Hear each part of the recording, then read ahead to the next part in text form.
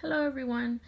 So for my activity, I decided to go with the objective. It is from first grade and it is 8A, which is data analysis with models. So throughout my observations, I've observed that students have a really hard time, especially the younger students. They're the ones who have a hard time interpreting tally marks. They get kind of confused that with the fact that five tallies, the way they're placed, they make five and they can count in fives with that.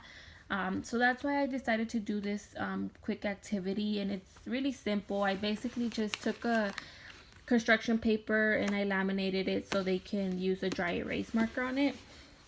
I used these popsicle sticks and a cube. So basically, all the students would do is get the cube and they would just spin it, and depending on the number they got, like for example, like let's say they got 6, what they would do is get their sticks and they would write their number on this side, and then we would teach them how to place their tally marks, and they would do something like this,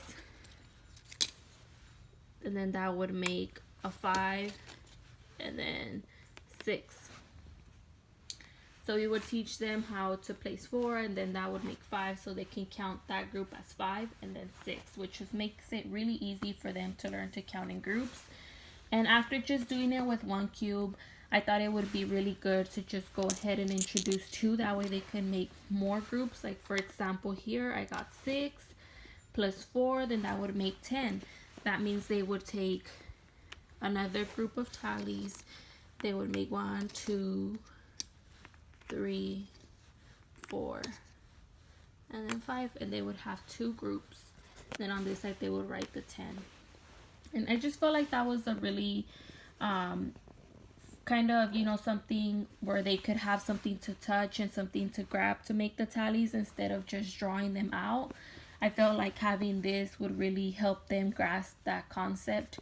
And it's just something really simple that any teacher can make. It doesn't take much, and I feel like it would really help their interpretation of tallies and gathering that data. They could do different activities, like for example the cube, or they can go around their classroom and ask the students, what's your favorite flavor of ice cream. That's a really popular one, and depending the data that they gathered, then that way they can put like chocolate ice cream, vanilla ice cream, and up here they can put their tallies of how many people liked vanilla and how many people like chocolate.